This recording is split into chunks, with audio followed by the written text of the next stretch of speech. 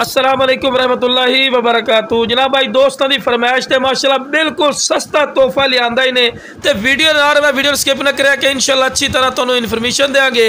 तो जेडे मेरे दोस्त इस चैनल पर नवे ने मेरे चैनल फौजी गोट फार्म को सबसक्राइब कर लो और नाल ही बैल आइकन दबा दो कि इस तरह की प्यारी वीडियो बआसानी बिरावां तक पहुँच सके। और माशाल्लाह खूबसूरत माशाल्लाह चीज़ लिया और रेट ही बिल्कुल जायज़ और मकूल राइट लिया ने। और जनाब 2 दिन की सूई हुई है तो हवाना चड्डा ही माशाल्लाह चेक कर सकते ने। खूबसूरत माशाल्लाह हवाना चड्डा इसू और माशाल्लाह बकरी दी वेल ही चेक कर सकते हैं, चंगी लंबी वेल और हाइट कद भी माशाल्लाह अच्छा खासा इसू।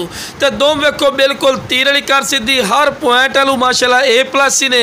तो हुण गल की जाए रेट की, हुण रेट कर लो बंदा 35 कर लवे, 40 कर लवे, 45 कर लवे, बिरा फायदा नहीं। बिल्कुल जायज़ और मकूल राइट तो इंशाल्लाह देवांगे। जिस बिरा नूं चाहिए जनाब सिर्फ 27,000 रुपये का रेट करते पे तो 27,000 ही कोई फिक्स नहीं है, बाटा रेट नहीं है इंशाल्लाह। फिर भी प्यार मुहब्बत कर ली सै तो शुरू तो जनाब जानवर को चारा वगैरह खवा के विखावन का मकसद ये होता है कि तुहानू पता लगे कि सेहतमंद और माशाल्लाह एक्टिव चीज़ ने। तो माशाल्लाह पठ दी सू बड़ी खूबसूरत माशाल्लाह पठ दी सू खट्टी मक्खी चीनी और माशाल्लाह 3 महीना तो बाद अल्लाह खैर किते बिरा इस पठ भी पैसे पूरे कर जावने क्योंकि पठ माशाल्लाह A+ क्वालिटी वाली माशाल्लाह पठ दी सू बिल्कुल तोता फेस ते लो बिरा हवाना चड्डा वेखो। आम इतनी वेखो ना जी जी 50,000 की बकरी 40,000 वाली बकरी लेने बिरा उसका भी एडा सोहना हवाना चड्डा नहीं होता जितना तुहानू 27,000 वाली बकरी का हवाना चड्डा मिल रही है।